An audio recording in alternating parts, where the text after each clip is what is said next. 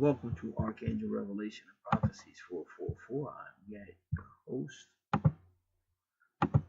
A viewer requested a birth natal chart analysis, which is what we're going to do now. You're looking at their birth natal chart, and we're going to go right in. Of course, they get a free report that covers anything about astrology, 12 houses, planet signs, tarot cards, Archangel cards, all 12, all the zodiac signs. A little bit shown there about Kundalini, things of that nature. Alright, let's go right in. Ascendant at 1 degree. 1 degree is, of course, the Magician card. So that's going to be Mercury energy. And the Magician has the ability to speak things into existence. And even to make you believe things that they're saying. Now, the first house, well, the AC is your ascendant. And that's where the sun went over the horizon when this person was born. And that is Leo. Now, Leo is a bold leader. Very loyal, very romantic. He rules over the 5th house, which is all about having fun, creativity, and even children, things related to children, child-like ways, even childbearing. Some people say Leo is egotistical, or Leo can be faithful, or Leo becomes upset when people are not as faithful as Leo, but they're very loyal and faithful, and a lot of people are just not going to be on that level. The ruler of Leo is the sun. Can be very romantic, poetic. Leo and Gemini are two of the most creative zodiac signs. Leo rules the 5th house. Gemini rules the 3rd house.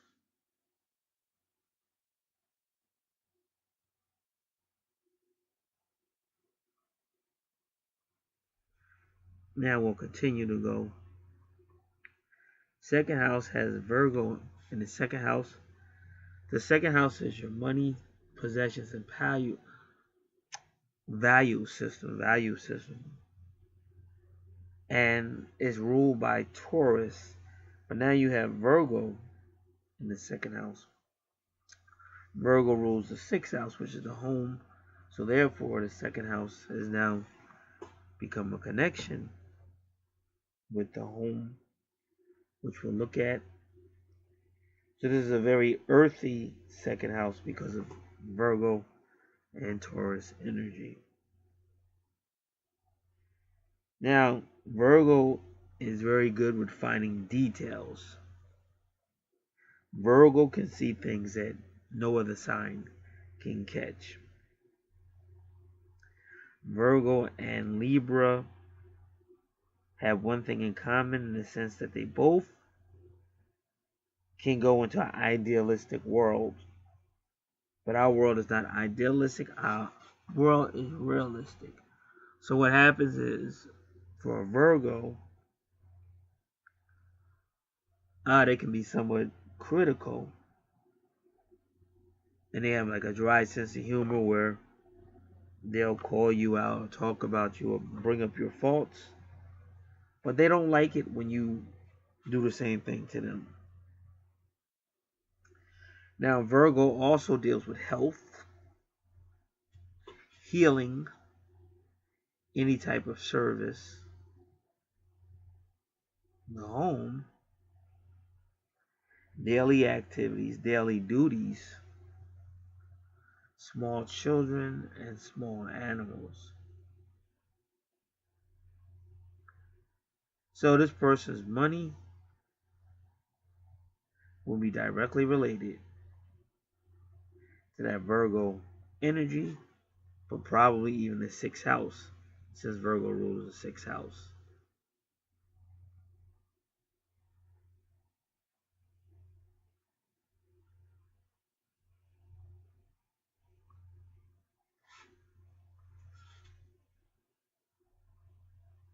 Now, when you get to the third house, which is ironically because Gemini rules the third house, and well, that's Libra, okay. So you have Libra in the third house.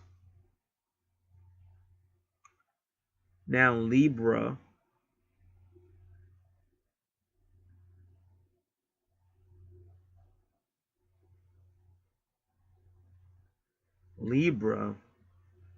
deals with partnerships, contracts,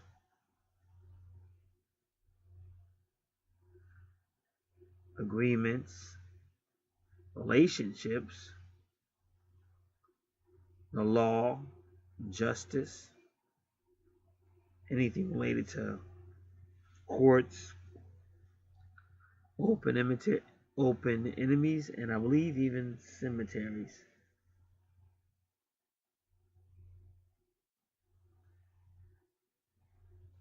Now,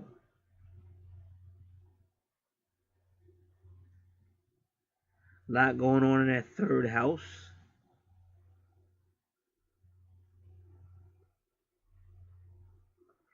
But I think the best thing to look at is Gemini and Libra. But we really want to get to understand it because see Libra, and you also got Juno there, that little asterisk with the cross underneath it. That's somebody looking for a serious relationship. Libra and Juno. But you have to be careful because see what Libra does though. Libra, like I said, is like Virgo. And sometimes they go into a idealistic world. The world is not idealistic. The world is realistic. So when a Libra first gets into a relationship, they may see things a certain way from an idealistic viewpoint. But then their partner, the more they see their partner's realistic behavior, they begin to withdraw. And what's not nice is if they begin to withdraw, they don't necessarily speak with their partner about it. So maybe they might be working with some other people, and at first, when they first meet their partner, they're all happy and all faithful to the idea. Because I told you, idealistic, not realistic, but they're faithful to the idea or the ideal that we're together, everything's going to be great, we'll work it out. We'll always balance out or commit, some type of compromise. And a lot of times what Libra tries to do is push what they view as fair. And again, you say, well, that's not, it's not my sun sign or my moon sign. Yep, but it's still Libra energy in that third house. So you're still going to manifest it in that third house. And that could be a problem when a person doesn't know how to accept reality or let it go. Or your partner just might not want to do it your way. So you might feel, well, this is the fairest way to do it and, the best way because it's fair and all that, but your partner may not agree. So that can cause friction, especially if the Libra just withdraws. So now, when they go to work, now they're being a little bit more friendly to guys on the job or whatever that they wouldn't be as friendly to if they're the person in a relationship with would have did what they thought was the right thing to do, the fair thing to do, whatever. So that could cause problems. And Libras can be persistent. I mean, I've had very unique experiences with Libras on the natal charts. Because I didn't even know. When I think of Libra, I just think fair and balanced, but no. It's not necessarily like that. Because I've had cases where they'll give a birth, whatever, they'll give a birth date or a birth time. And when I finish the analysis, they don't like it. So they try to say, oh no, it's this birth date or this birth time. And I'm looking at them like, all right, it's done. Whatever you gave me is what I'm doing. And I'm not going to sit here and redo it just because you give me another number or whatever, because this is honesty. I'm not just because you want it to be a certain way. So I've had those type of arguments with Libras. So sometimes they don't let it go. If they think something's right or fair, even if they act like they're going to agree to disagree, they'll still try to bring it up again and again. So that can be kind of be like nagging. And Virgo has a similar problem because Virgo can be critical and nagging as well. And again, you want to try to avoid that because the worst thing you can do is nag somebody because most people just don't like it. And it can make problems worse. So now her Juno's at 25 degrees. So she may find herself in a serious relationship with either a Juno or a Libra, either a Gemini or a Libra energy.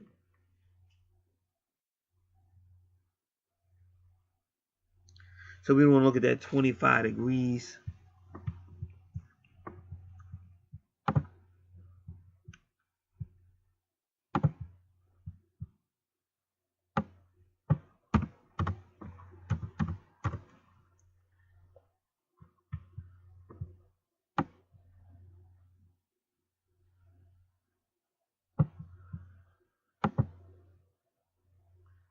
So these people might have wisdom, analytical skills, wit, unique perception to communicate.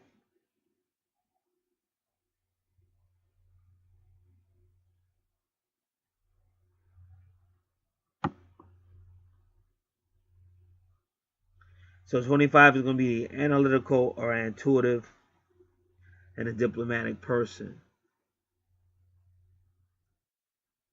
They can be sensitive as well as sensual.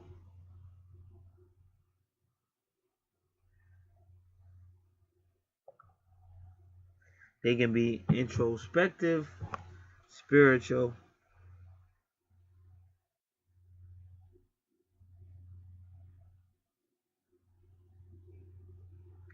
so 25 is perceptive and wise beyond their years.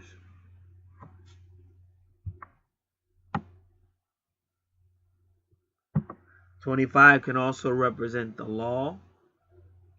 And remember, the third house is ruled by Gemini. It deals with publishing, multitasking. Remember, Gemini is ruled by Mercury, very intellectual, multitasking wizards, great at what they do.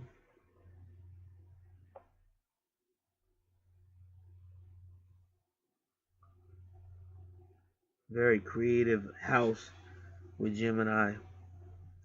It deals with short distance travel and possibly what people call a brotherhood around you, the environment of brotherhood around you. The third house ruled by Gemini deals with younger children.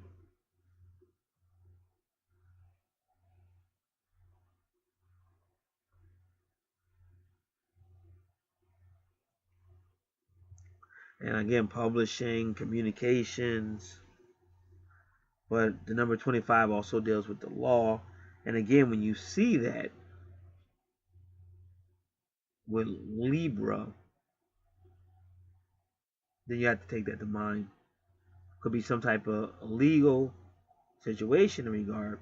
But again, that could even be being married by the law. Because both Juno and Libra were in a serious relationship. But unfortunately, in the third house, that Gemini energy is a little immature and can possibly go into separation.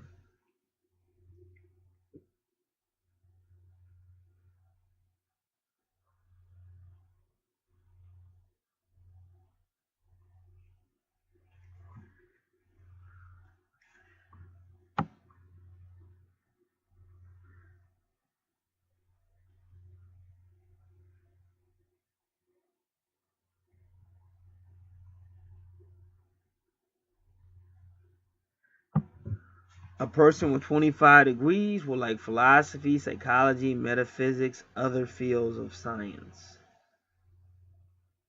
And they tend to express themselves artistically and creatively. And again, the third house is the house of creativity and art.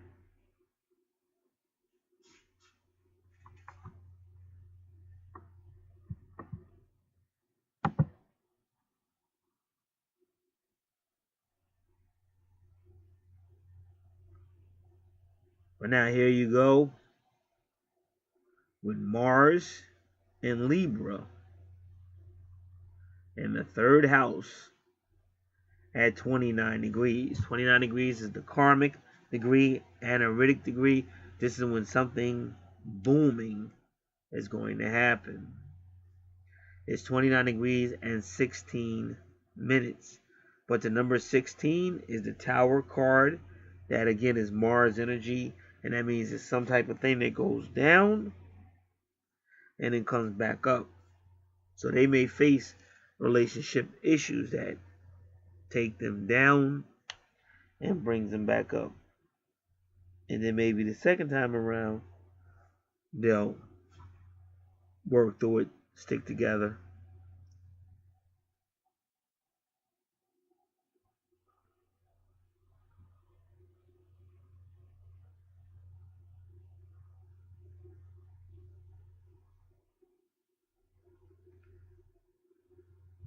So first thing we're going to do is Mars and Libra.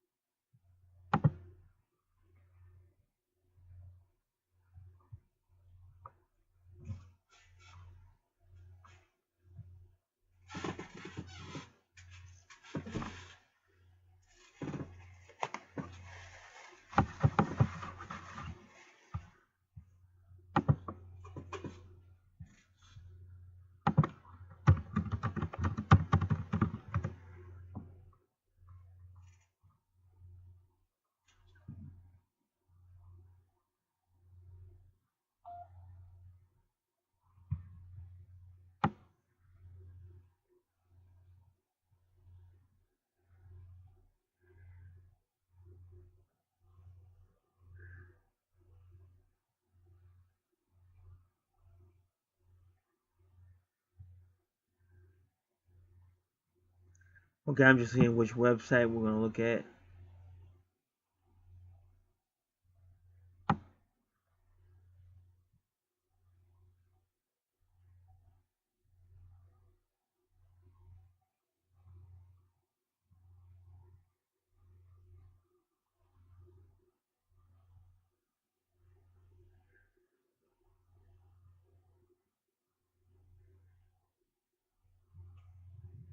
Give me a moment, I'm still looking.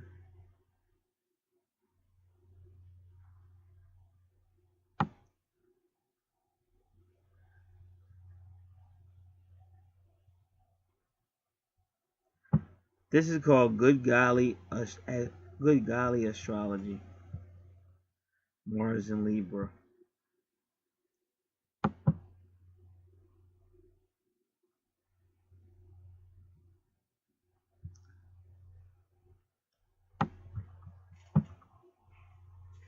She says the sexuality of people with Mars and Libra hinges on the eternal but always elusive concept of the other.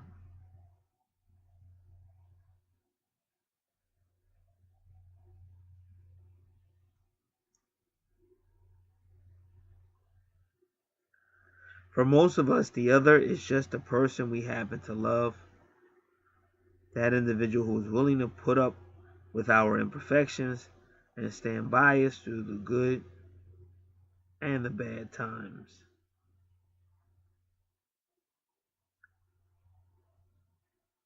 But people with Mars and Libra see the other as something much more abstract and larger in life.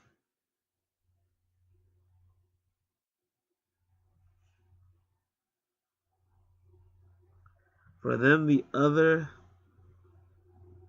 is an ideal, just like I said. More importantly, it is a necessary ideal ideal without life, which life has no meaning. So we want to make sure we're hearing this. If I say I have an idea, that's IDEA. I have an idea, thinking about something. But if I say, wow, that's ideal, then that's fantasy world. Because unfortunately, our world is not ideal. Our world is real.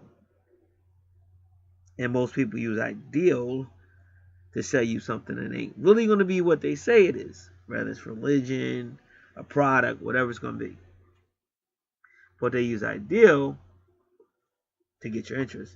Like when you're watching a commercial and they make it seem like if you use this deodorant, you'll have all the women, all your relationships will get so much better, blah, blah, blah.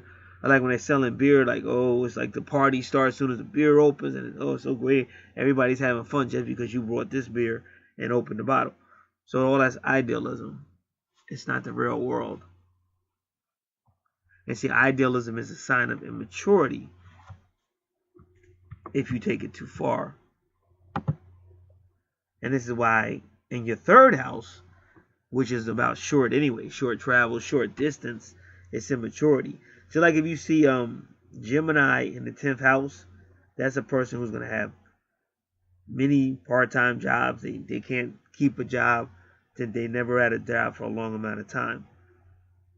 So that's what you're kind of dealing with here. And then 29 is going to be a karmic degree. But before we do the karmic degree, let's read on with Mars and Libra.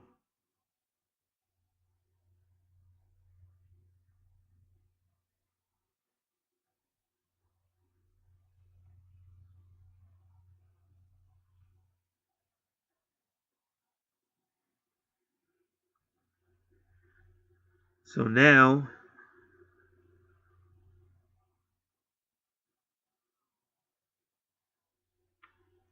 so what happens is when they have this ideal, the sex is great.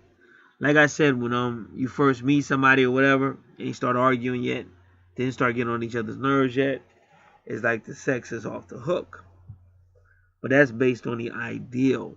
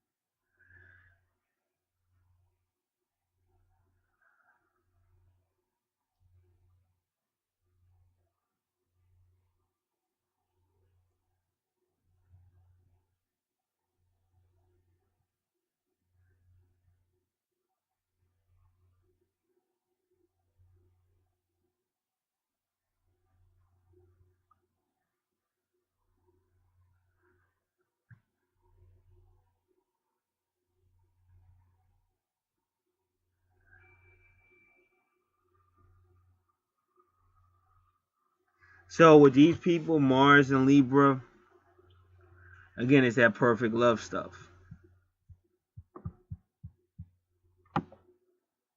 And as long as, see, these are the type of people that can kind of be misled when somebody just knows how to manipulate people and players and con people.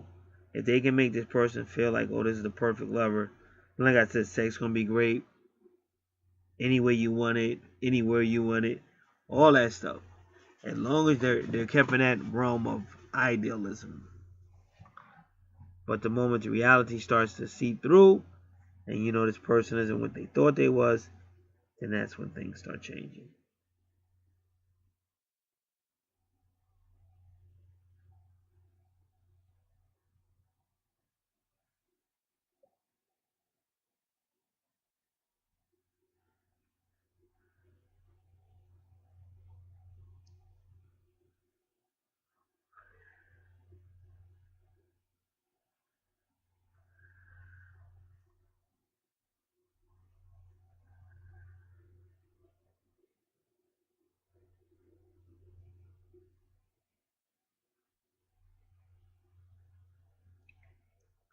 So that's why I said it's the ideal of love. And that's why a lot of this stuff I had to learn through my lifetime. I was just talking to some dude at work about stuff like this. But what happens, you might meet somebody and you hit them with so much love. Like, and so they don't know how to, they don't know how to deal with that. And it gets ugly real fast. Because if the moment they get on your nerves or do some stuff that you don't like, then they wonder, wow, this guy really put me on a pedestal, and then he just dropped me, just stopped talking to me. But that's because this person had that Mars and Libra love. I got Mars and Libra in my 5th house. This person has Mars and Libra in their 3rd house.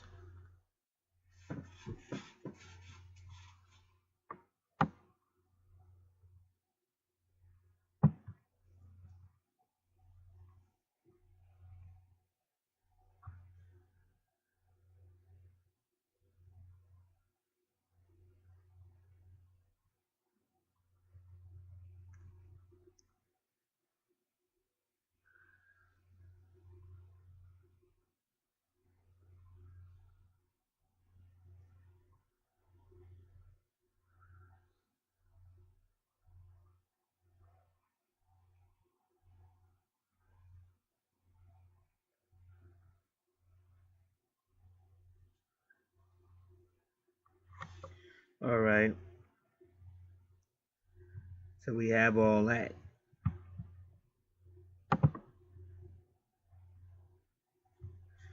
And because it's in the 3rd house, we kind of get the idea it's going to be short-lived. And because you got that 29 degrees, aneretic degree, but 16 is the tower. Tower goes down with Mars energy, and then hopefully at some point it gets built back up, or at least you learn from it.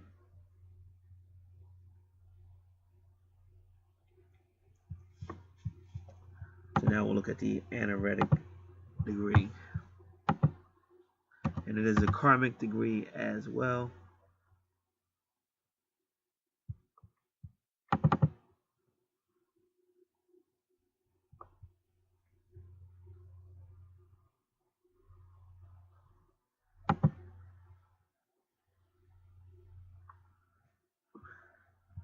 So it's in Libra, so it's going to be issues with Libra.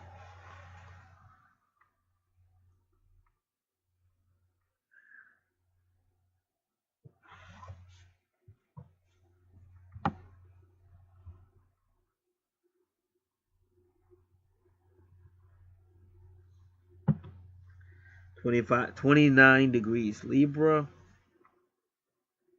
This signifies the end of a cycle where a pressing legal issue is involved. And that's what I was telling you about. Gotta be very careful. It requires people to tie up loose ends. Unfortunately, it strongly signifies divorce. And it is in the 3rd house where, like I said, things don't last. And like I said, with the 3rd house, you might even rush into it. But just like you rush into it, at some point, now you might still be there, but you really don't want to be there.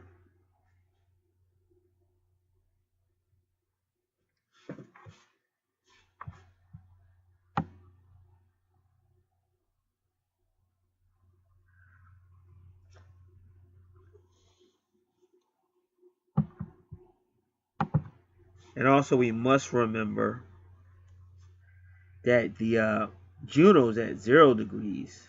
And again, 0 degrees is the Fool. But the 0 degree can also, this is minutes. It's not really a degree. It's 25 degrees with 0 minutes. But the 0 is usually the Fool or even the naive person.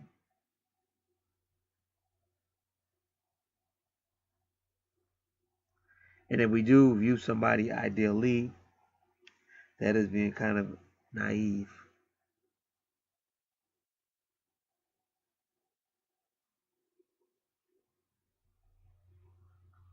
So 29 degrees Mars.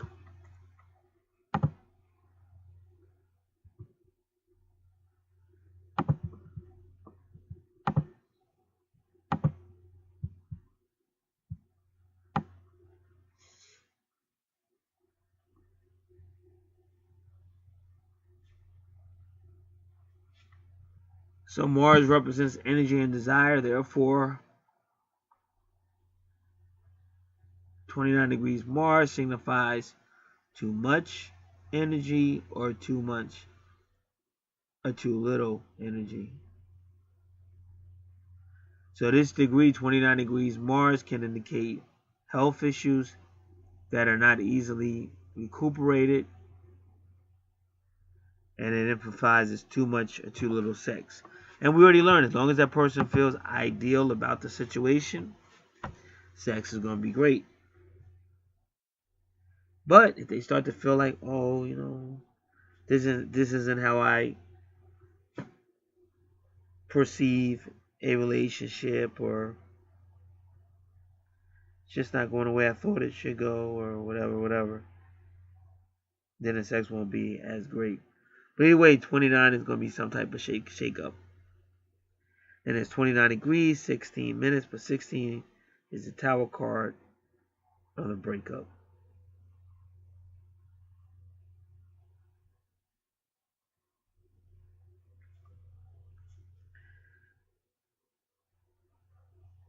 And then we go into the 4th house of family, the Scorpio. And again, to really understand what's going on, whenever you see Scorpio on your chart or the 8th house, you have the free report, and you really should read that. I used to read it all the time, but there's so much in the 8th house, and it's not really apropos because everything is not going to apply to one person. So to read all that, you don't know which applying to who. So that's why I get a free report, and the person can dig deeper. But I do give an overall. Now, interesting, your Mercury's at 5 degrees 55 minutes. But that's the mystical 555. And some people say it's the Mother Mary number. And ironically, that number is on this website. Because this website, if you go number 5, it doesn't give it to you.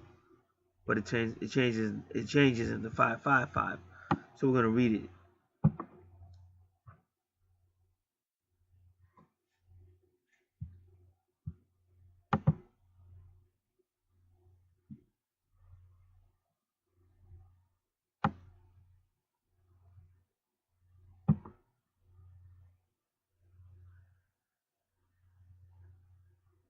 So Wayne Dyer says, and he's quoting a Sufi mystic, Rumi. The morning breeze has secrets to tell you. Don't go back to sleep if you're woken up by the morning breeze. You must ask for what you want. Don't go back to sleep.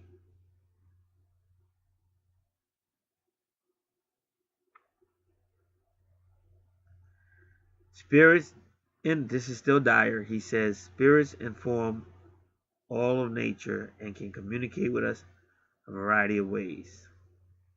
Like the morning breeze, the sunrise, the smile of our beloved, and also through the numbers we see throughout the day. So it's kind of interesting how he's associating that with your beloved, the numerology with your beloved.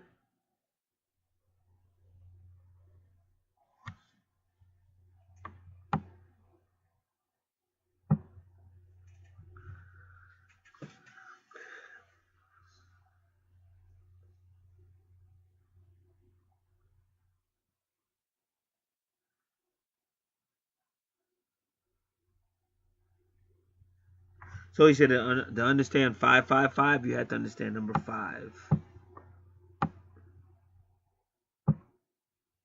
5 can mean rapid change.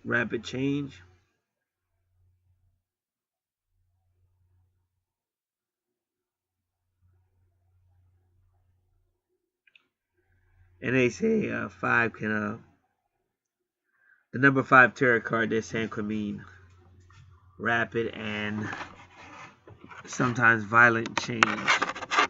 But interesting, the number 5 tarot card.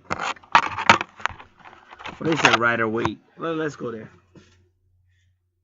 Let's go to the Rider Waite. Number 5 tarot card.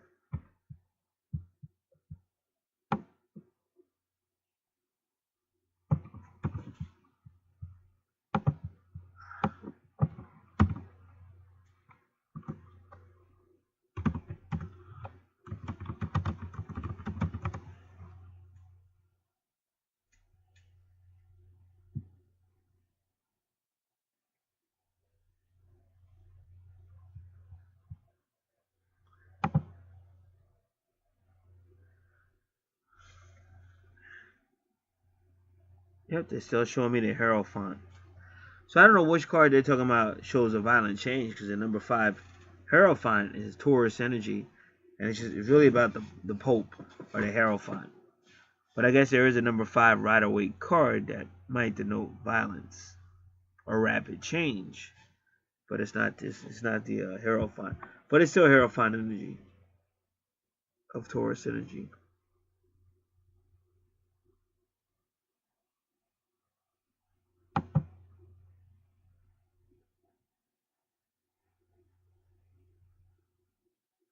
So he begins to say the 5 of Wands is a battle scene. 5 of Coins shows a person who has just suffered an injury, an extreme financial loss.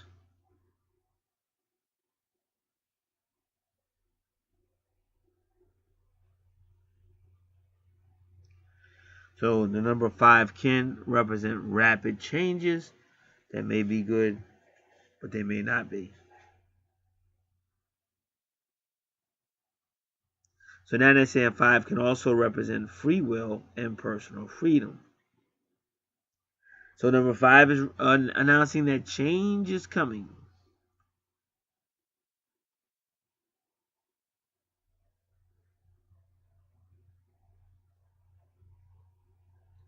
Are you going to let this change happen to you, or what are you going to do?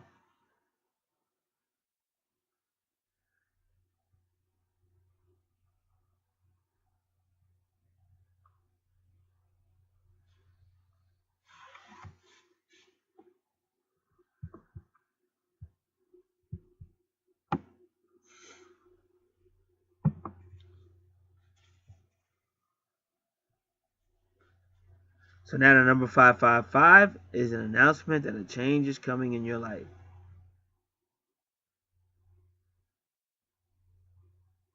And remember, since this is in your 4th house and 555 is associated with Mother Mary, you have to keep that in mind, because your 4th house deals with teenage to adult education, land and property, ancestors and family, the heart or the health, the mother who is the Imon Coeli, that's your mother in your subconscious mind.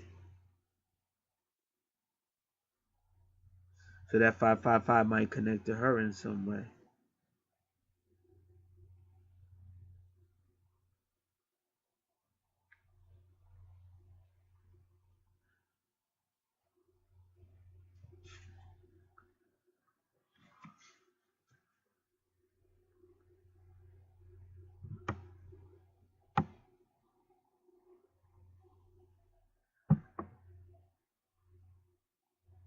So they're saying 5 means a positive change is coming, and I believe that's with your Mercury. So they're letting you know, because I told you that when I told you. Now let's go all the way back. Let's go back to your ascendant, and even that's 5. That's how you know. This is how you know I know what I'm talking about. You go back to your ascendant, you got 1 degree. I told you who that was. That's Mercury energy. That is the magician. And he's able to talk things into existence. He can make you believe whatever he's talking about, or he can actually do his magic and work to bring things in that weren't there before. And where your 1 degree is, you got the 5 right there. And I told you that's Mercury energy. Now in this house of family, you got it again, 5, because they're saying you'll be in a situation where you'll have to talk.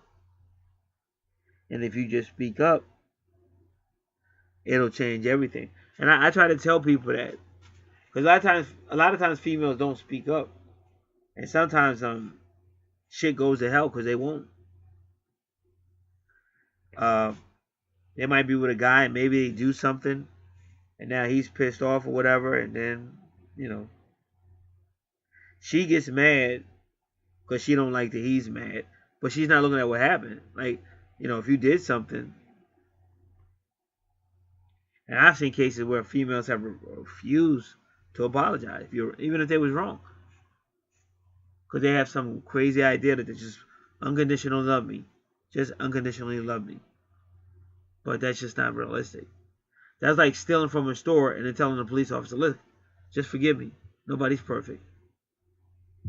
Unconditionally let me go. It just ain't gonna happen. And even a relationship, it might happen for a while, but it's gonna come a time when a person's gonna get sick of your bullshit. And that's why I said a lot of these conversations is what I had today. But it's a lot of weird shit going on. And I'm so busy I can't even do the video. Like all kind of synchronicity. Weird shit, like unbelievably weird shit is happening right now. But you gotta understand we're getting ready to get closer to a full moon, and that full moon is in Libra. And that's what we were just talking about. And it's in 0 degrees Libra. So what I'm trying to tell you is, what a female doesn't realize is, if the guy you're with is mad at you for some reason, if you know you did whatever you did, see, a lot of times people don't want to take responsibility, or you got, like I said, a person will put on certain clothing and then act like, well, I don't know why guys are getting aroused. Well, that's not my problem. So this game is played. You see it in the scriptures where the woman says, I have not sinned, and blah, blah, blah, goes on and goes on. So there's no way your relationship is going to grow. And that's why I laugh.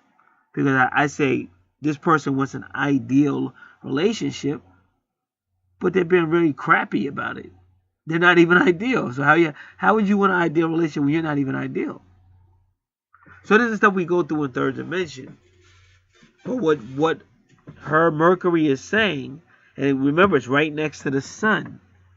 So they're telling her to be Leo-like. The sun rules Leo. Be Leo-like. Don't be afraid to communicate. Because sometimes, if a female would just say, sorry with however she does it. I mean, you could get a card. And if you don't even want the card to say sorry, then to say something. But you have to show some type of way that, hey, I kind of did hurt you, or I kind of did disrespect you, or I kind of did play you out. Because if the guy is a little more mature, that's all he's waiting to hear. Because once he hears that, he can move on. But if you don't hear it, he's not going to keep. He's going to get sick of always being able to call back and all that. And that depends. And some people say, a female might say, well, if he really cared about me, he would. And some will. Some probably will. But everybody's not going to do that. You got to do your part too. So Sun is in this house as well. Whenever you see Sun in Scorpio, that's looking at something and bringing it out. Looking at the secrets and the darkness in the 8th house and bringing them out. And remember, your 12th house, which is the house of ending and reckoning, has 6-9, which is Cancer. So your 12th house is your 4th house. And there will be things in your 4th house, your house of family, that you'll have to deal with. The sun is at 10 degrees, which is Juno. Not Juno, it's Jupiter. And that's, again, Sagittarius energy.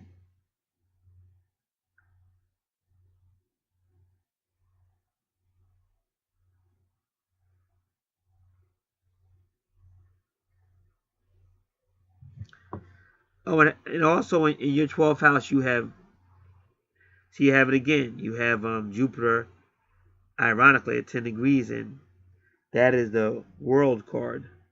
That is the Wheel card, the Wheel. And that 10 degrees represents Jupiter energy. But Jupiter in your 12th house is what they call a guardian angel. And the 12th house is about service. So long as you're doing some form of service, you'll always have money. Jupiter will always bless you. And if your money goes down and not looking too good, Jupiter will come up with a way to bless you with money. Jupiter in the 12th house is like a guardian angel for you, because it's your chart, so it's for you. All right, now Pluto and Scorpio. It's about power, sexuality, transformation, and it's also your 8th house.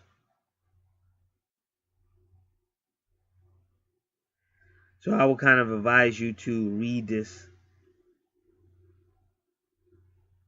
what I was saying about Scorpio.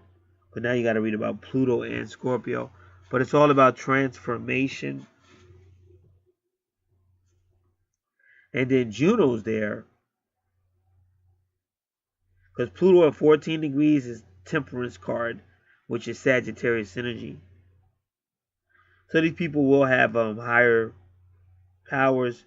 They'll be able to communicate with each other, dream about each other, see each other in their dreams. The other one will know when the other one's thinking about them and stuff like that. This is all Leo and Sagittarius energy. And then Lilith is there at 15 degrees, which can be the Capricorn card, which could be the Devil card, which means two people are bound to materialism and they're not really growing spiritually. So you have to be careful of that, because that's lately been a big one.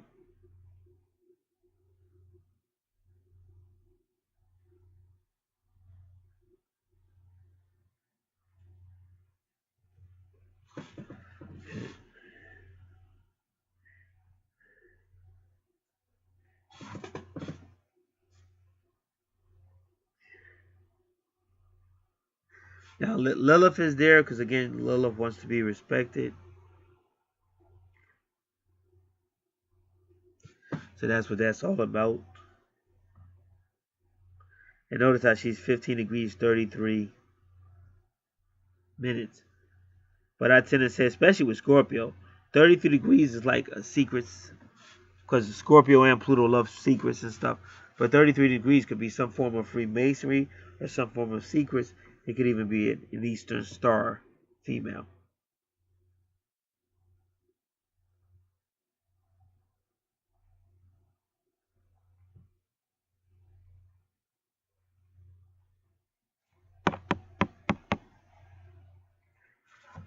Now, once again, the 5th house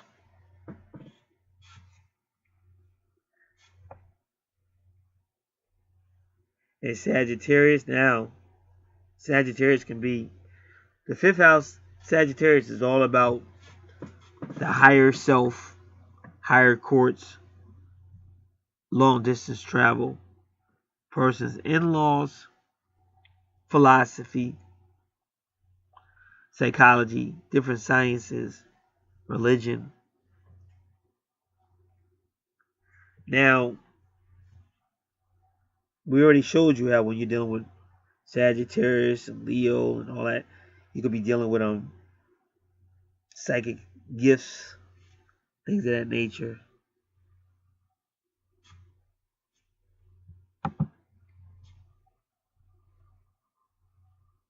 Banana vertex cross is right there at 17 degrees.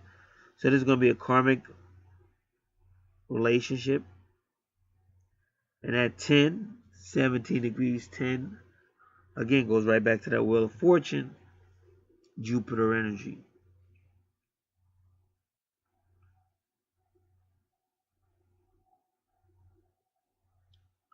And then Venus is here. So Venus is 27 degrees. 27 degrees is like two people working together, but they're like diplomats. They're actually helping other people as well.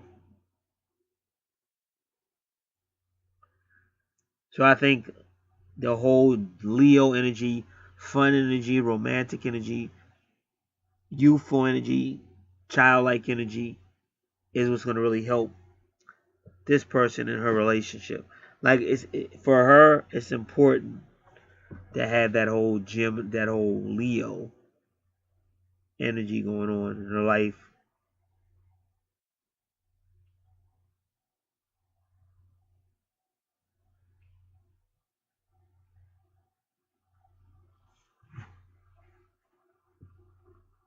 So again, look at her moon. At totally 0 degrees, 0, 0. So she's an old soul that's a moon signing Capricorn.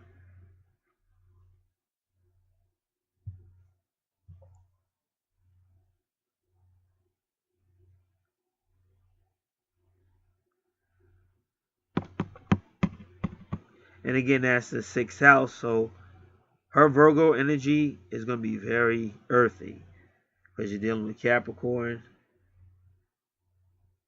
and Virgo and Taurus. So it's going to be a very earthy energy.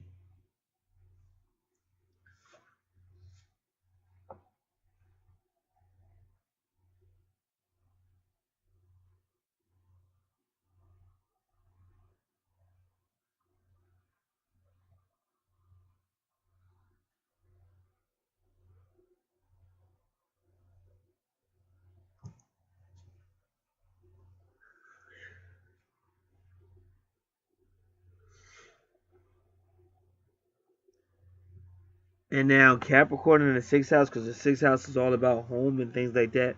But Capricorn could denote a some form of home, business. Capricorn deals with business and your reputation. So her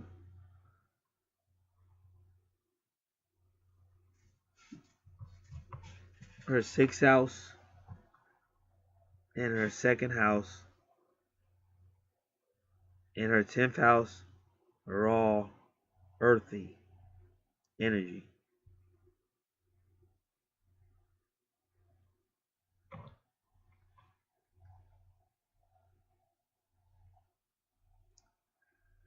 Okay, now what happens is, and again, this could be twin flame stuff in the 6th house. Capricorn and Saturn represent whatever, the law, the standard, the employer, the rules. But you got Uranus there, and Uranus is going to oppose that.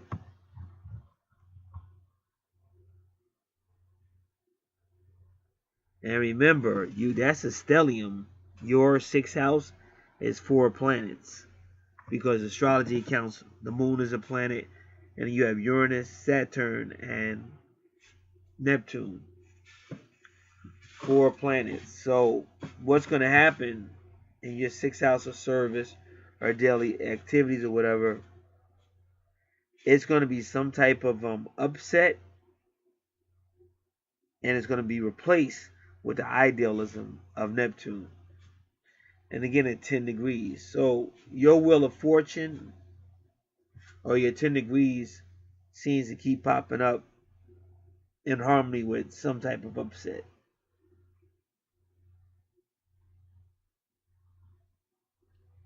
See, the best way to explain it, like I always do, Saturn and Capricorn is like saying communist Russia with the wall. We don't want you. We don't like you, capitalism. We don't want your democracy. You're corrupting the world with that. We'll put this big old wall up and stay out of Russia. We don't want nothing to do with it. But through manipulations and things like that,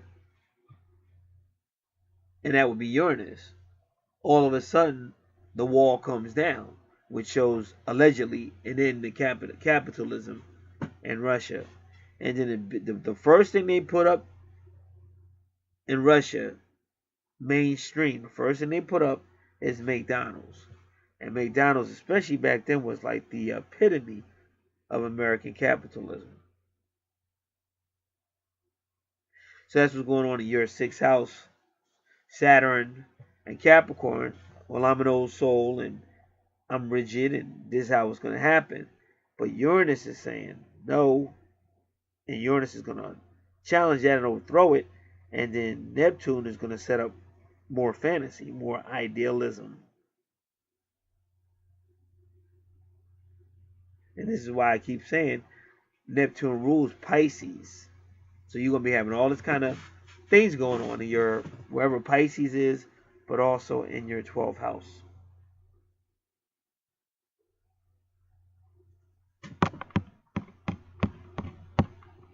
Now your 7th house, which is your true north node, again is karmic because of the 21.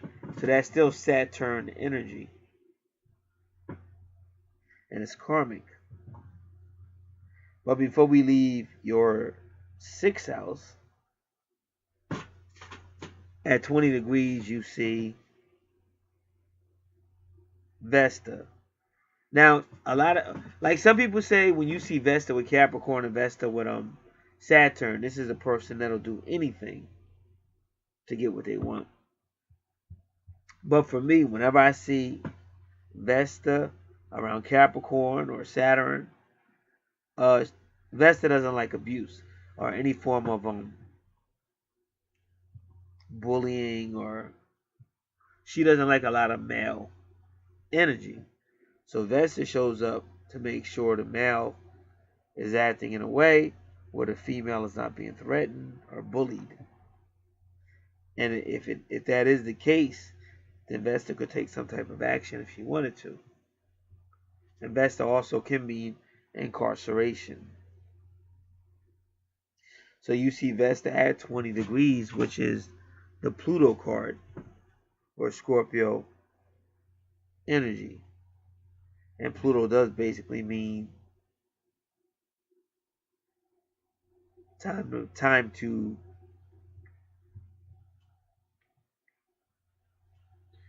get up so we can address situations or move on away from situations.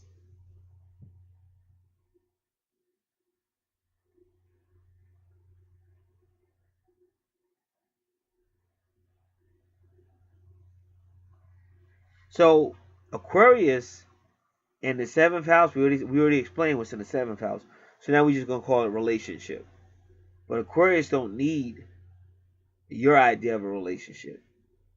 And that's why I keep saying Uranus comes to shake things up. And also Uranus comes to change.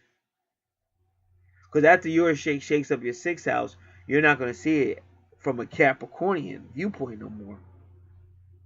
Like I said, I gave you the illustration, but you may still be in Russia and they may still be trying to promote communism. But now you're seeing all these symbols of capitalism, whether it be McDonald's or the way people dress or whatever. So to keep hope alive, you keep focusing on those areas. Like in your 7th house, your Aquarius is ruled by Uranus. So you're going to have to focus in on the 6th house for your own agenda. Because what happens, somebody might tell you, oh, listen, I already did this, I already did that. I'm not going to do that. But Aquarius is going to have this way.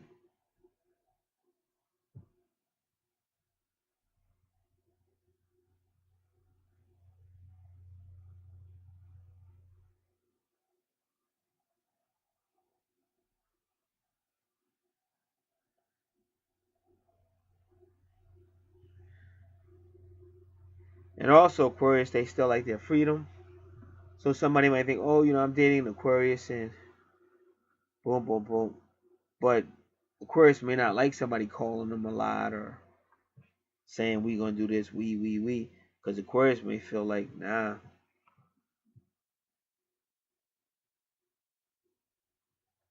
Because it likes freedom.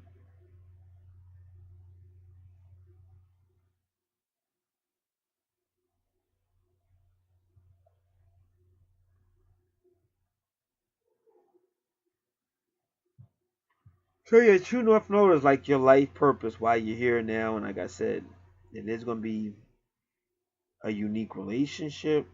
But also Aquarius can mean helping other people, doing charity. Aquarius can also mean technology or using technology to help people, or even coming up with ideas to help people. So again, that's your 7th house.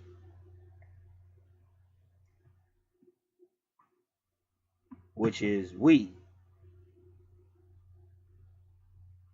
And then opposite your 7th house is Leo.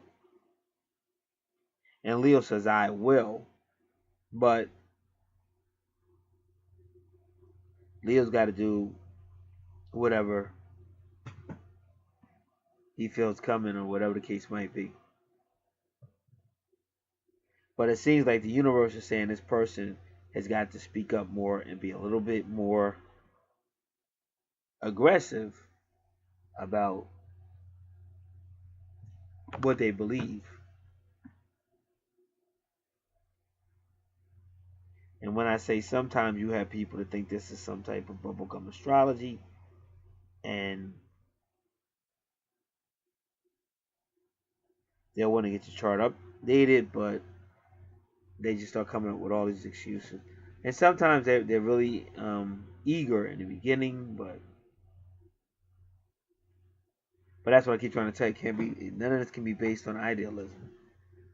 Because if you base it on idealism, you're gonna win out, or heaven forbid, you finally get a guy that's interested or whatever, and you kind of like turn him off. I'm not saying that would happen, but that's kind of what you're dealing with when you're dealing with somebody who's just going off on the whim of emotions.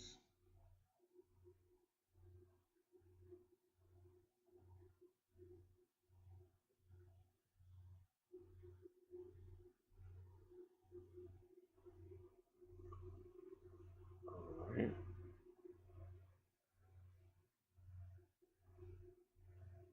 So, True North Node, 7th house relationship, but it's going to be a unique relationship, not going to be a traditional relationship.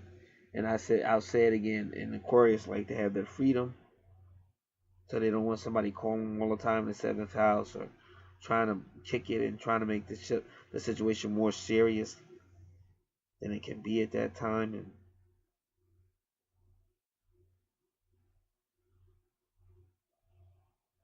And the only way this person is really going to respond is that fantasy world.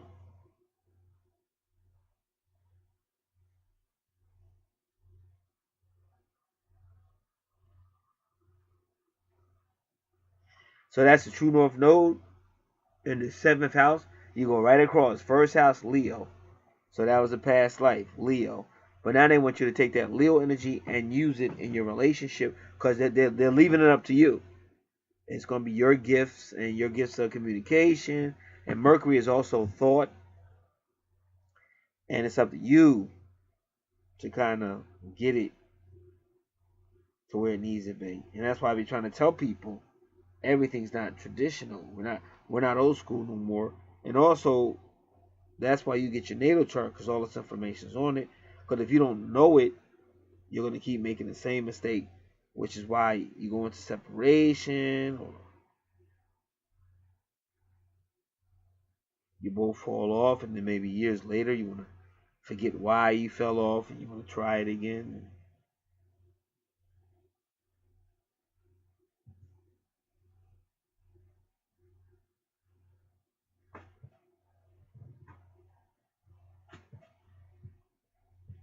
And just a highly psychic. Whenever you see Pisces in the 8th house, says highly watery and highly psychic, because that's going to be Pisces and Scorpio energy.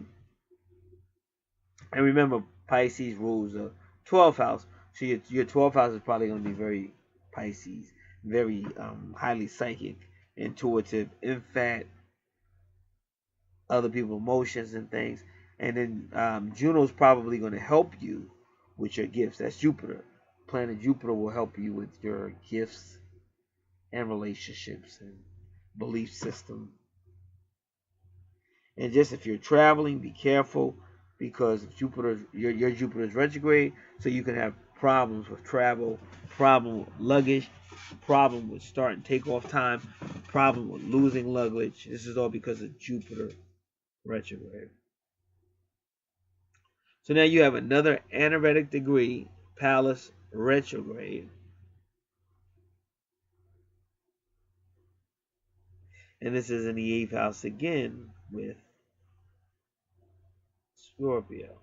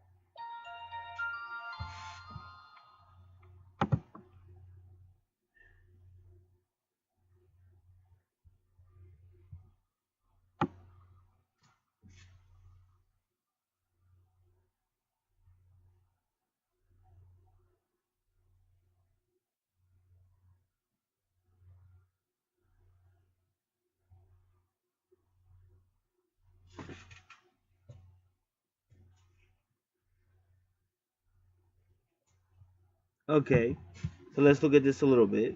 It says Pallas Athene, and some people might say Athena, but Pallas Athene retrograde.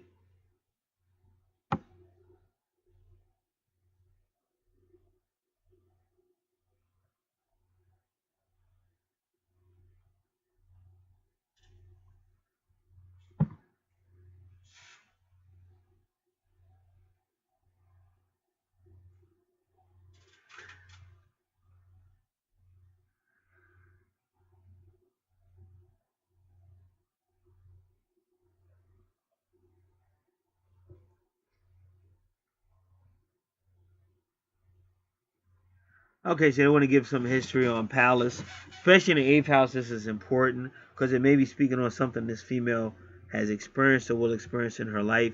I did notice some Lilith right there in Scorpio. Yep. And then when you go to the eighth house, see Scorpio rules the eighth house, and then when you go to the eighth house, there's Pallas retrograde. So something may have happened in her lifetime or will happen that's also going to kind of shape her viewpoint towards men and or relationships. So Pallas is the eyes, the head, intelligence. She was born from the skull of Zeus, aka Jupiter. And that's why you got Jupiter in your 12th house. That's why I said you would be surprised how much your natal chart is in tune with astrology, with so-called mythology. That's why I said the more you learn this stuff, the more you begin to break out of this pathetic matrix and realize you've been hoodwinked and sinkered. But you begin to take your power back. So again, Jupiter rules over philosophy, joy, and libido run amok. But they say that Pallas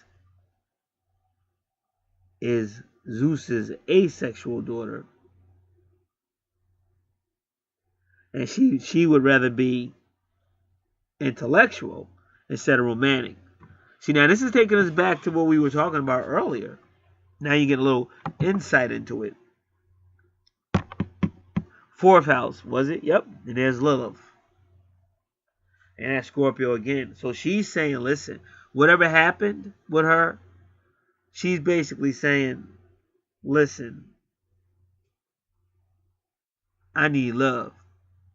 So she's on that LL tip. So if she don't feel love, she'd rather not do it at all. She'd rather get into philosophy and whatever. Because she got a strong Mercury too. So rather get into communications and stuff like that. Because she's not going to. And like I said, I do a lot, and I'm just like a straight up and down guy. Like I'm probably the nicest guy in the world. Wouldn't hurt a fly or whatever, but because of what I've been through, I'm not with all that sociable stuff. I can sometimes, but I'm not with all that laughing and giggling, and because so many times I trusted people and got screwed over. So people may perceive that in a bad way.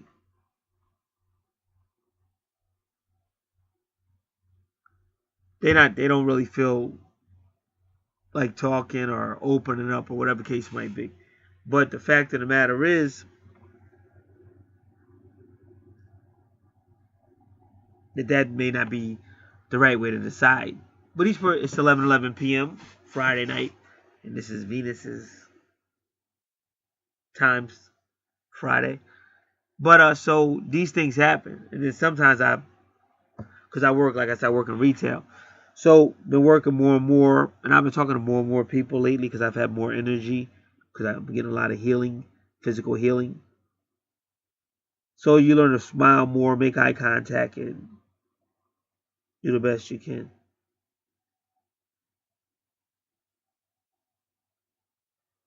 And that's why I be saying, and as you do that, you'll start to see more people trying to gravitate to you. Whereas before, if you wasn't smiling or whatever was going on with you, they may not even be wanting to talk to you. But as they see you begin to heal and have more energy and smile more, make more eye contact, you begin to see more and more people trying to find a place around you. So on this chart, what I'm saying is on this chart is kind of going to be like that, because she has to see it and feel it before she's going to come out of her so-called philosophy or I'd rather study but all that is a defense. And I'm saying it's probably a defense because of something that happened to her. And when you see Lilith, a lot of times Lilith does deal with that abused female or that abused child and things like that. That feeling of outcast. And you can sometimes get that from Aquarius as well.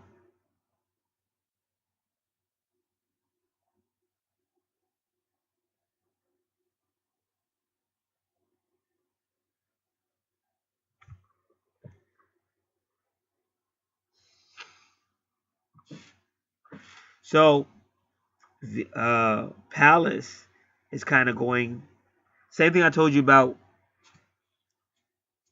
Vesta. So far your Palace, your Lilith, and your Vesta are going against this male masculinity. So in your case, on your chart, you and your twin may have these women are from Venus, men are from Mars, and this thing may go on because either past life stuff or whatever happened in present life.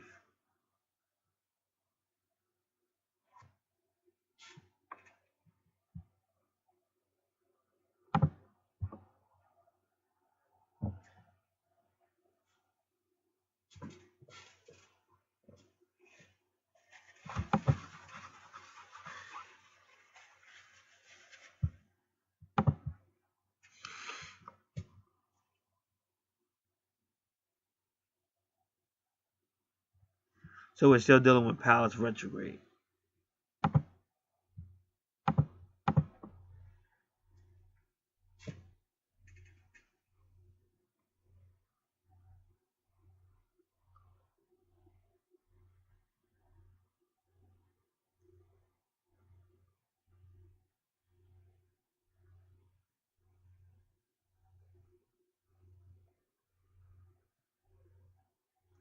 Because they always said Palace can really help you see patterns and see things that you normally might not see. But this person, because of Virgo and everything, they're going to see these patterns anyway. So this person is going to be really good at picking things up and picking up patterns and things.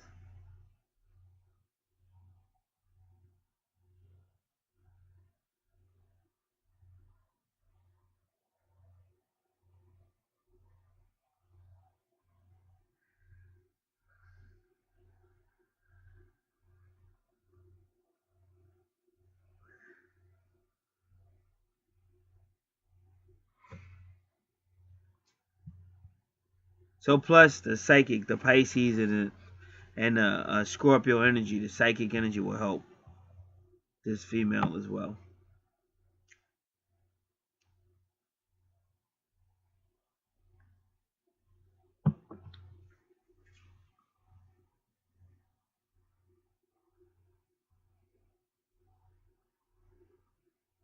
So they tell you to really try to become one with nature, go outside, be in nature. And they say that the earth doesn't tell us the tales of Santa Claus or any other bullshit. The earth is a dark mistress. And I be trying to tell people, this is why in your Bible, when they brought that woman to Jesus, they say, hey, listen, we call her an act of adultery or fornication or whatever. The law said that we should stone her to death. What do you say? First thing he did was bow down, showing respect to the divine feminine, because that's where all life comes from, the divine womb. And then he put his finger in the dirt. And I try to tell people why. And then they say it right here, the earth is a dark mistress. So he knew what he was doing.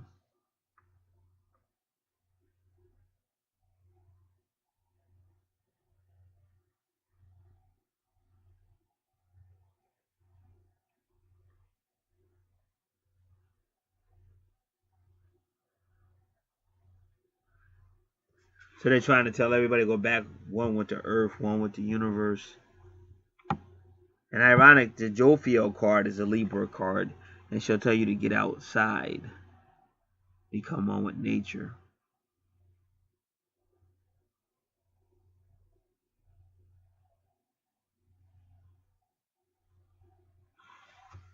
All right.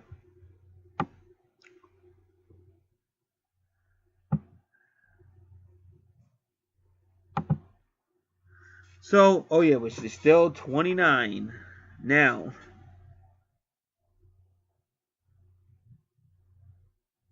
And remember, so your 8th house, your 4th house are going to be very explosive, okay? Because even in your 3rd house is about relationship, and there's another anorectic degree, very explosive, and then it's taking you into your 4th house. So this is not going to be an easy journey.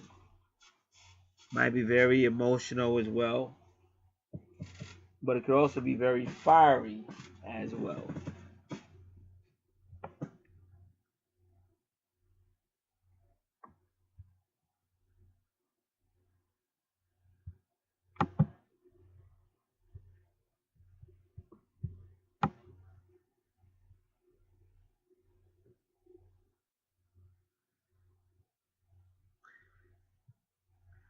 (29° Pisces). This denotes the end of a subconscious or exiled cycle. Individuals may be released from either a physical prison or a subconscious guilt-ridden, self-induced prison. This degree denotes misfortune and dissatisfaction.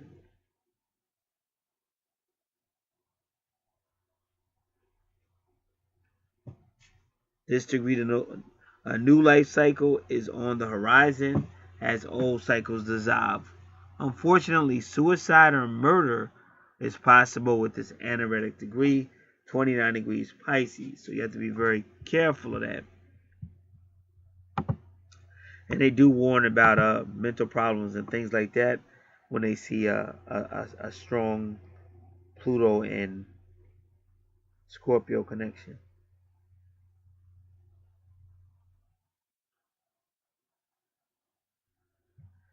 Now, in your 10th house, Aries. So Aries really means some type of leadership. And if you go back to your 1st house, it's Leo. So definitely a lot of aggression to carry out.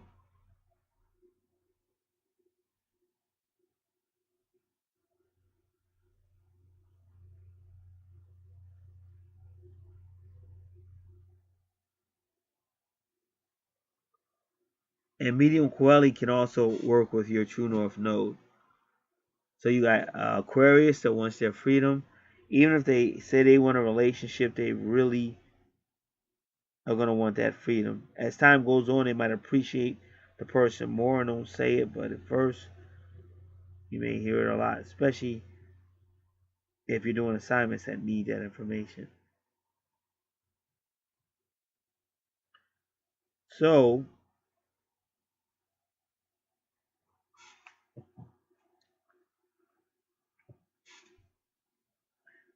then house 11 is Taurus again. Pretty much not too many people there, but Taurus is magnetic. People tend to gravitate to Taurus. And the 11th house is friends, association, groups. So this person with Taurus energy could tap into their Taurus desire to teach energy, or they do good with sports and things.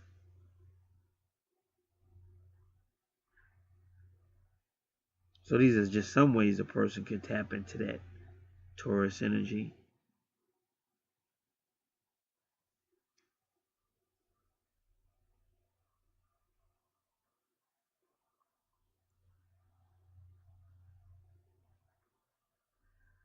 '11th house again. Now we got Gemini. What was it? Is that? Yeah, let me do that again. Let's do this again.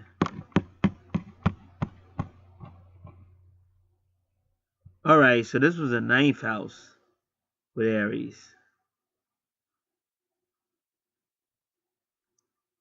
Still a medium quality, so it's still aggression. But the 9th house, I believe I already covered it, is all about higher self, higher law, in-laws, travel, long distance travel, philosophy, religion, science, alternative science, foreign speaking people, things of that nature.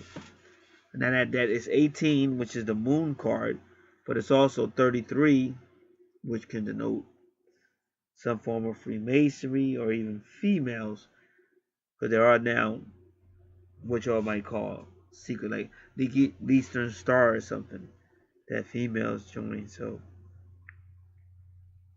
people have to be careful with that kind of information, because things may come out that they're not even looking for.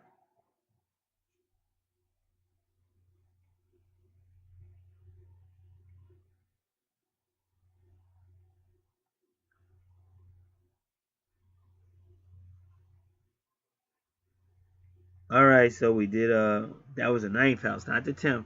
So Aries, and again, medium quality is the same thing as basically a true north node.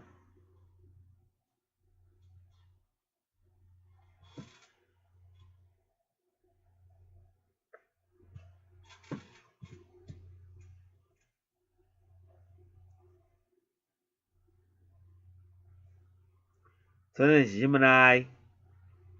Again, and it's karmic, it's 2 to 17. But Gemini in this house, and part of fortune is going to be like an amplifier. And Gemini has a lot of good skills like communications, publishing, got a good mind, multitasking. So Gemini is here in the 11th house to really encourage people to communicate.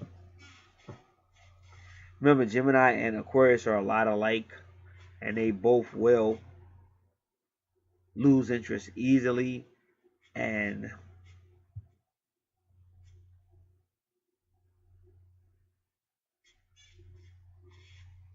like Gemini, they both do. Aquarius and Gemini like to take in a lot of information, but then don't really do anything with it. So that's why I say sometimes you got to really realize that, because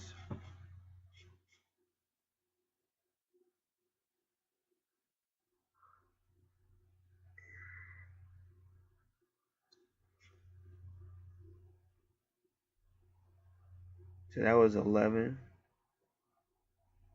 and then 12 is the guardian angel. So again, this could be healing, health related, it could be legal proceedings.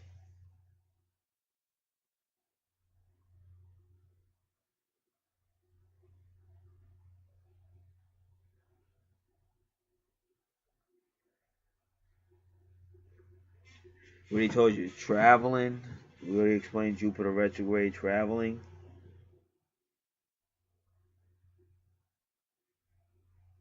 And this wounded healing. Chiron is a wounded healing. They go to 16 degrees. So something goes down. This person doesn't feel like they're fully healed.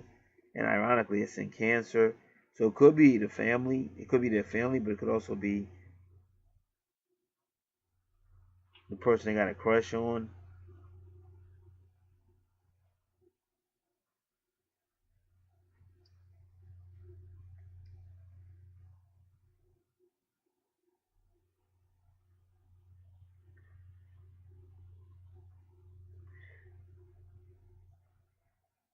So with that family, with 6-9 in the 12th house, this person has to reckon with things concerning family or teenage to adult education, land and property, or real estate, family and ancestors, the heart, vehicles, and travel.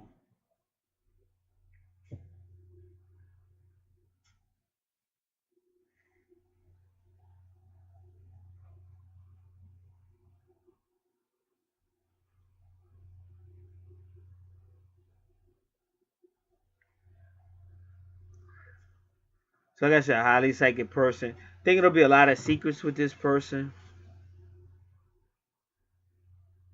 because of what we saw, all of mystery, Pluto, Scorpio, but everything we went over, and she should listen to my video I got on the full moon because I just did that video, and I talk about I think feminine sensitivity because that's what this Aquarius is all going to be about. And if you have been hurt by a male, rather in this life or a previous life, there will be a tendency to just not mess with men or whatever else.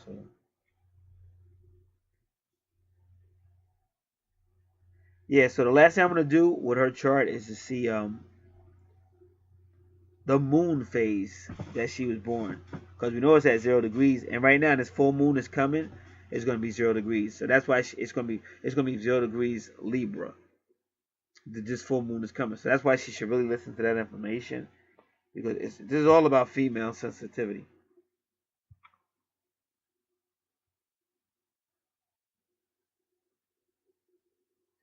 All right, so let's get the birth date. It's called the moon phase calculator, and yeah, let's do the karmic degree. So it's karmic degree, 29 degrees Pisces. This denotes the end of a subconscious or exile cycle. Individuals may be released from either a physical prison or a subconscious guilt-ridden, self-induced prison.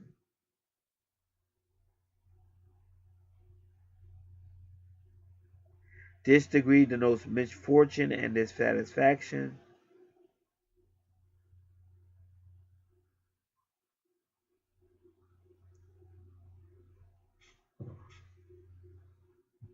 A new life cycle is on the horizon as old cycles dissolve.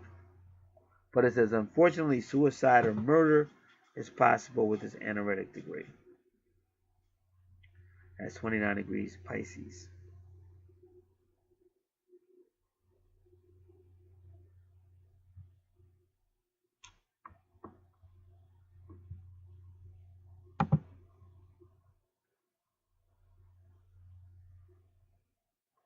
All right, so we're going to find out what moon phase they were born under.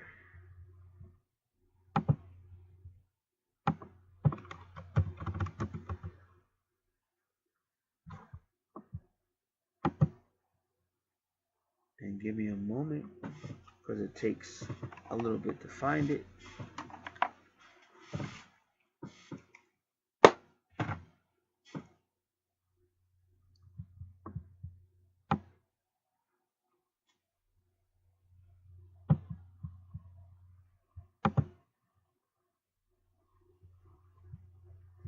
All right, just give me a moment.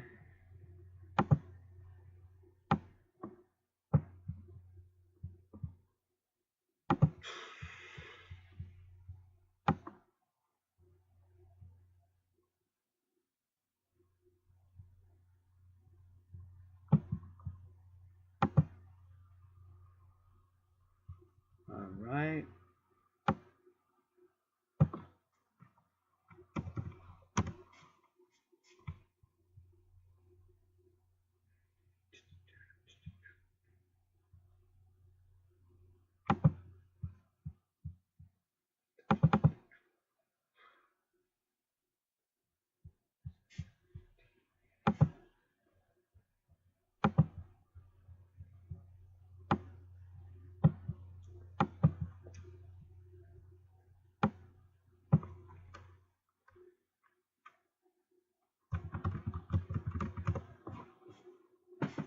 All right.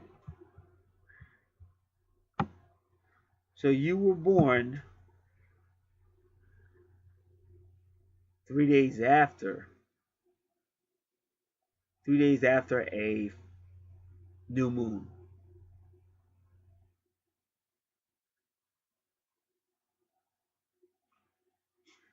And if you want to get overly technical, 3.48 days after a new moon.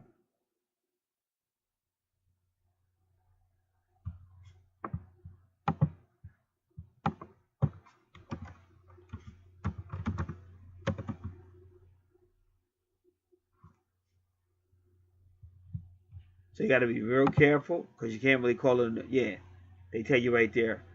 It's a waxing crescent moon because you can't really call it new moon anymore because they gave you the new moon. The first day they didn't even label it. That was the 31st of October, which was a Tuesday. And of course, that's all Halloween days and all that. So you had all that stuff going on too. So you got that creepy crawly stuff going on too. That's why you really have to get familiar with the 8th house because that'll help you out too. And just so everybody knows, whenever you have like Cancer in the 8th house or any type of Cancer, Scorpio connection, water signs, you may have issues with the supernatural. So just be aware of that. And the good news is it's a lot of information online about that. A lot of videos on YouTube. You just gotta know how to use search engines and look. And whenever you gotta get readings or get research and things like that.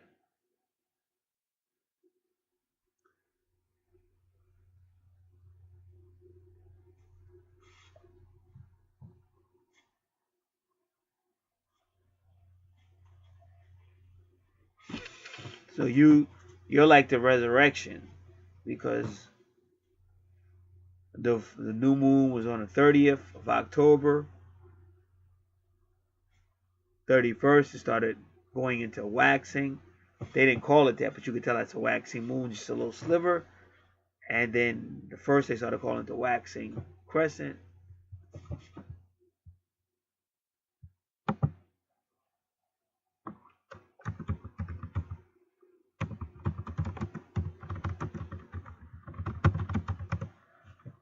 So now we're looking at the waxing crescent moon personality.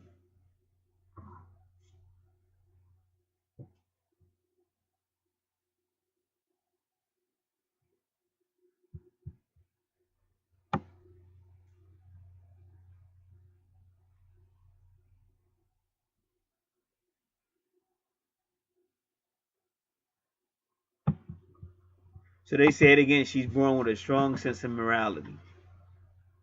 So I'm gonna share something with her. And I was keeping this to myself. But it's a lot going on. So but I don't know when I'm gonna get to make this video. It's some weird synchronicities, all kind of crazy, like weird shit going on. Like people showing up to look exactly alike and just strange shit happen at the exact same time and shit. Like I was with this dude, his name is Jerry. My name is Gary. So I was with him like all day at work talking to him. That's like the most me and him ever really talked. Usually we be like cracking jokes and shit, but this time we had like real conversations today. But it was a strange ass day. All kind of believable synchronicities and just weird shit. And lately it's just been like I've been just up in that store, like just holding it down, like unbelievably. And I'm not to be bragging, but to be honest, I never thought I'd be doing that ever again.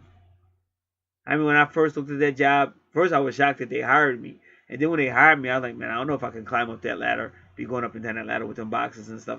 Now I do that shit like it's like second nature and shit. Like it's just great. I was all over that mug. So I thank God for that. All right.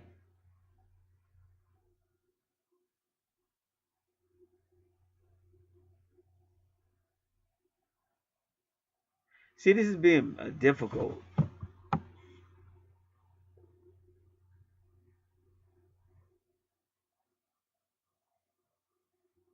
This thing has been very difficult, very frustrating to read. So I'm gonna find a different website.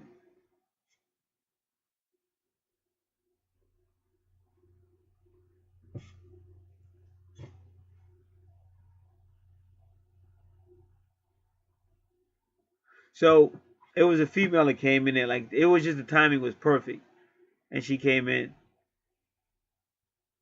and but I call that, that's what you call like a gift horse. Like when the universe just blesses you, you know. And I was about to make my move today and come out of retirement, but I seriously asked myself, do you really want to do that? And I was like, nah.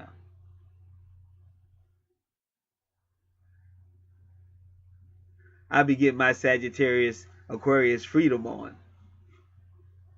Not that I'll be talking to anybody. I like the quiet. Like, this has been a very dramatized life I've had on this planet. So I really, really I got family coming now. They should be here. Something going on. They should be here soon or whatever. But just that the no peace. And these people love being dysfunctional. I get sick of that shit. So I was like, nah, I ain't ready. But like it was like it was literally handed to me on a platter and shit, like literally, and I knew it.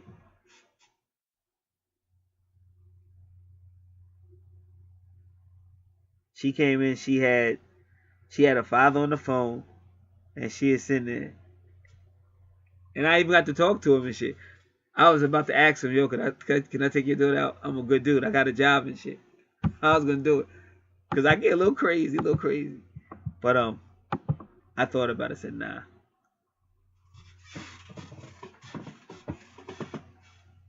Like in the early days, that's all I wanted. When I came to this planet, that's all I really wanted. Two things: to do my mission while I was here, which is what I'm still doing now. I've been doing this for decades, and to have that relationship. But it was so difficult on this planet. Too many people are just too drama. They just love drama.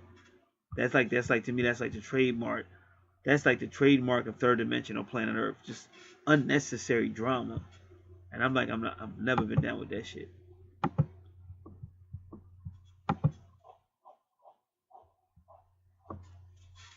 Like, I understand some drama, but not when it's like almost every little day. Too much. And then even, which I know it is gonna be because everybody got stuff they need to work on. But even if it was, say, less drama, I still just love, I don't want it no more. Like, I love my freedom. I love what I'm able to move the way I want to, do what I want to, whatever I want to do. And I don't think I want to give that up for nobody. Like, that had to be something real special. And I'm damn sure not giving it up for somebody that ain't giving it up for me. It just be too many games in third dimensional, too much childish behavior. So that's what's up with that. Alright, so I'm still looking for the moon phase personality.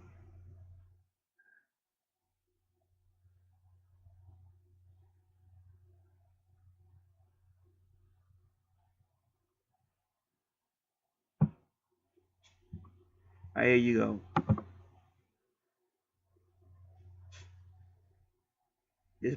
This better not be the same one I was looking at before.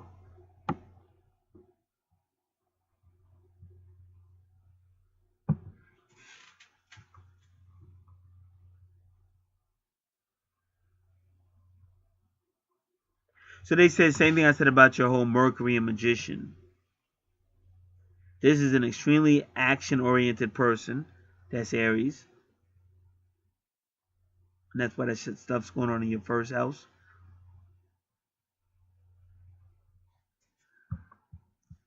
So as the moon transitions from dark to the first sliver of light, breakthrough describes your approach to life. You are the person that takes an idea and turns it into reality. Like I said, that's what the Magician does. You are very creative, loving art, design, and anything that feels innovative. With this artistic personality comes tendency to cling to ghosts of the past. Additionally, those born under the waxing crescent are usually quick learners and consume information at a rapid rate, giving them keen awareness. And one thing they said about this person, like they're very solemn when it comes to sexual stuff. Like they wouldn't really be interested if it wasn't like really real. Their definition of real. So that's it. You're coming out of the darkness of the new moon, and you're going into the waxing. That within 2 weeks it'll be a full moon. So you're taking what's in the dark and bringing it to the light, and that's why your sun sign is Scorpio, because that's what sun sign of Scorpio means. You're actually going to take the darkness and the light. So that is pretty much your natal chart. Now, pretty much good. It's good, but you have to understand more about your Scorpio and the new moon personality and things like that. And so that will be your journey, and it just depends on how much you want to go with it. And you, like anybody listening to me, I just hope a lot more people start being more and more honest with themselves, because a lot could be avoided. And in some ways, I mean, it's kind of like when you watch ants, and ants do a lot of things, but they do it primarily out of force of habit, And every now and then you might see that one ant that just goes off on its own or something, because very few people do that. They just go with the program. But every now and then you will see an ant go off on its own and be looking around. Like you might be on a second story building and see some little black ant by itself. Like how the hell he get way up here?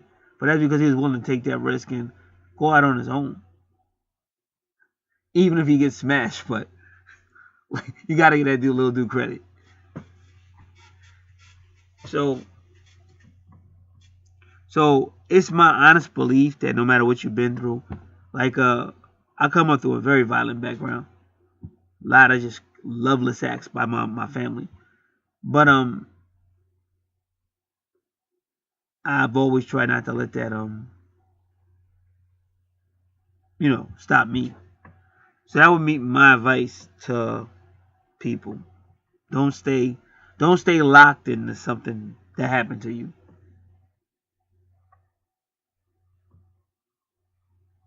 And the world does have a lot to offer if you're willing. And whenever I study astrology, that's what they always say. You'll find love today if you really want it. And they're right, because somebody always pops up or something, and just kind of crazy stuff happens. But the key word was, did you want it? Do you want it? And like I kept walking away from that female, and just because of what she was looking for, she kept ending up where I was at and stuff.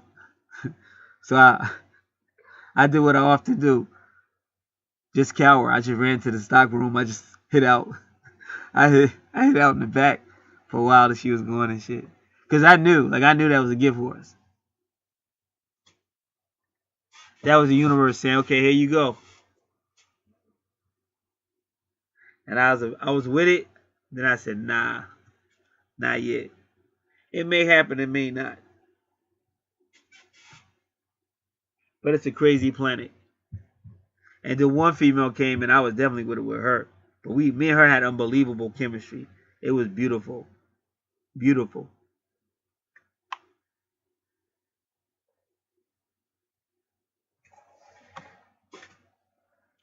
So it is what it is.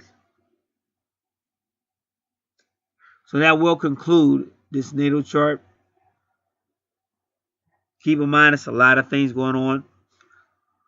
I do anything that's paranormal, so I don't just do natal charts. We do anything that's paranormal. We also do research. Make sure you have the most recent services offered and price list. Any questions you have, emails in the description box. A lot of offers we have are usually right on the channel itself, you can see. But yeah. So try to find out what's going on. I think we found out a lot what's going on. But I think this person is going to be a choice of what they want. And that's totally up to them. Because like I said, some people don't mind the daily, just going by the program. Like the ants. The ants to get up and do the same thing almost every day. And then some people want to break the program or test other ways. Each person's got to know.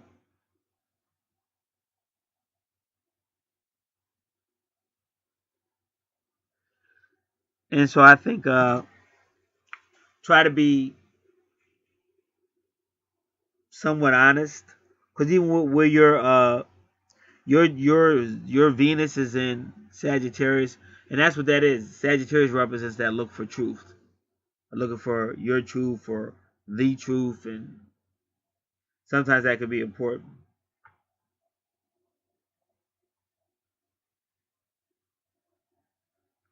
And if you're a dude, you gotta really know what you want, unless you just want to break people's hearts. But if you know somebody feels like, if a person feels like you should just forgive me, you should have unconditional love for me and stuff like that. If you know you don't have that, then you shouldn't pursue it, because you end up, hurting somebody, because they really think you're gonna be around and stuff, and you're like, nah, I ain't gonna be around if they get too whatever. So that's it for this video. God bless.